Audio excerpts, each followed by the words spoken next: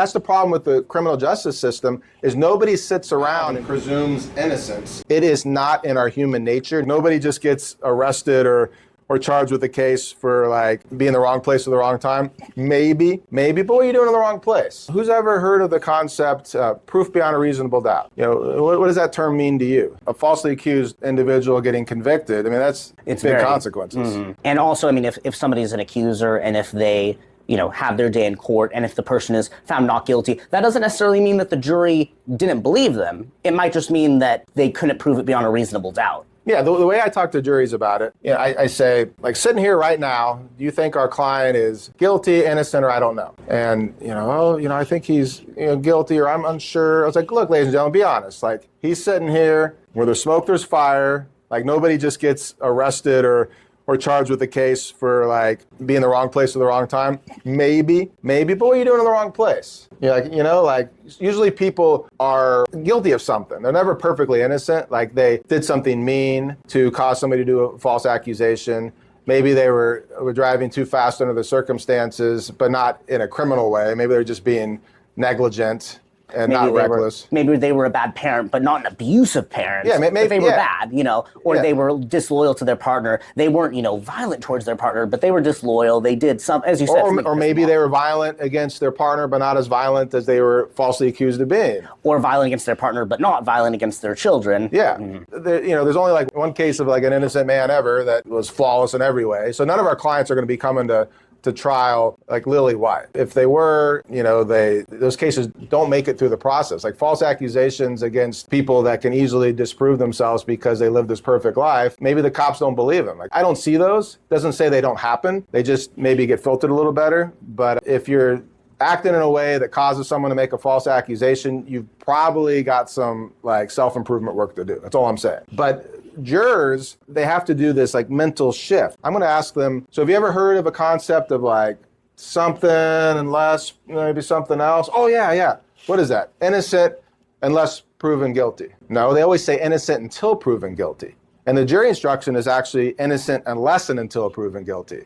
So does anybody see the difference in that? And they'll be like, oh, yeah, because innocent until proven guilty sounds like they're going to be proven guilty. It's a foregone conclusion. Like, at some point you're like, okay, that was the line. They're proven guilty. Yeah, innocence is a conditioned precedent to being proved guilty. Innocent, and And it's interesting to me because that's something that I thought about just working on some of these cases. That's so important. And the way that you state that is so important, unless and until proven guilty. And the way that you state, my client right now, legally, is not guilty. Halfway through the trial, he's not guilty. The only time that the jury has to assume that he or she is not guilty. I find that so important because otherwise, you have a client who's sitting there, they're accused of something. The facts could show that they're not guilty, that they're truthfully not guilty, but confirmation bias is a heck of a drug, heck of a force. I actually asked my mom remember how you asked me when my mom was on the grand jury, and she actually told me, I know that you'd like this, that she was saying, wait, basically like, hey, pump the brakes, like let's consider whether or not there's actual evidence here. And there was somebody on the jury who was the foreperson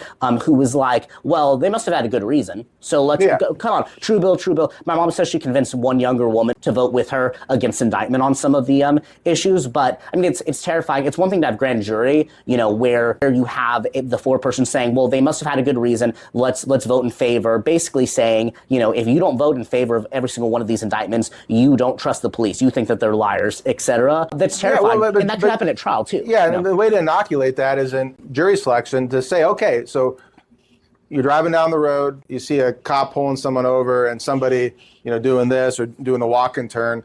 What do you think? Hey, that guy is doing what? He's a drunk driver. Right? You never think, you know what, I'm going to reserve judgment. No, like we're naturally inclined and we should be judgmental of everything we see. We should always be having good judgment. We should be judging things. Like you see something that looks like a dangerous situation, I'm not going to ask for a trial. I'm not going to be like, you know what, you're looking at me, I'm feeling something like, like when you get that look in somebody's eyes, they mean violence.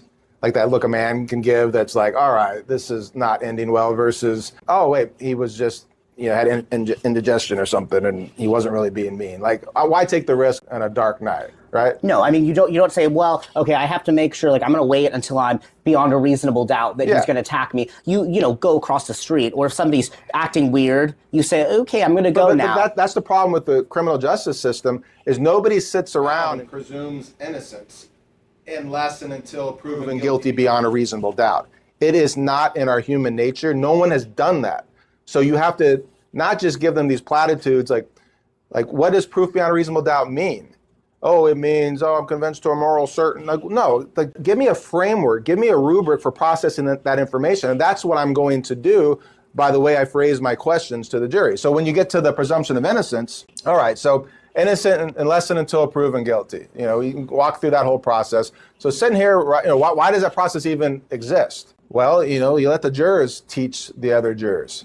So you'll have basically a civics class. Oh, that exists because the government's really powerful and we don't want to give away our liberties and you know, we got to protect the people. You know, you get great things about liberty. People talk about the Constitution.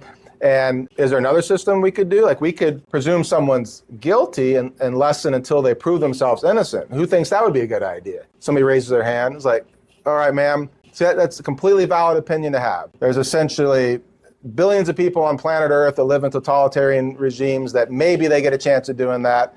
And, you know, get the out of here, commie. And you kind of pick on them a little bit, and that's not really the conventional wisdom. But if someone has an adversarial position that is evil, like injustice, you know, that juror. Use them as a foil, you know, like call them out, you know, in a respectful way. You know, it can be kind of funny and humorous at the same time, but you got to call out those people because they exist, and nobody's ever, if they feel that way, they're not going to tell you the truth usually.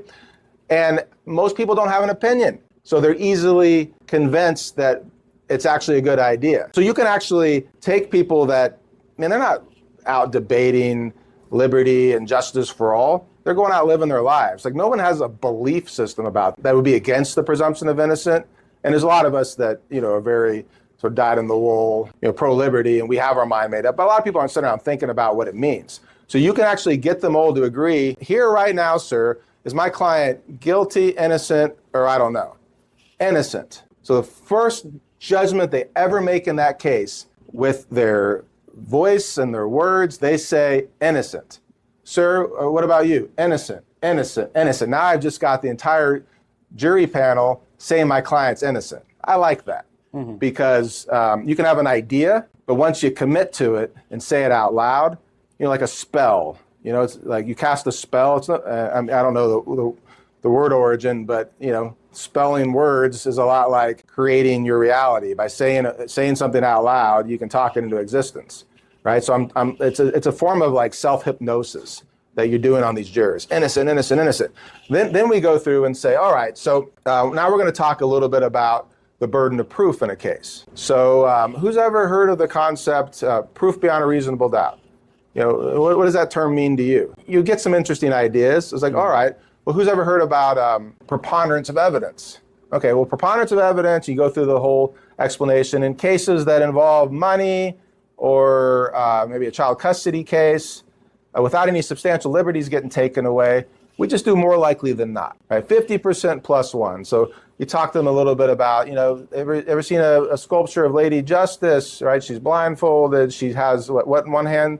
She's got scales, right? So imagine you put just enough to get to the tipping point, barely enough. You find that by the preponderance of evidence that this happened, in a civil case, you would vote for the plaintiff. The car accident was the defendant's fault by the preponderance of evidence.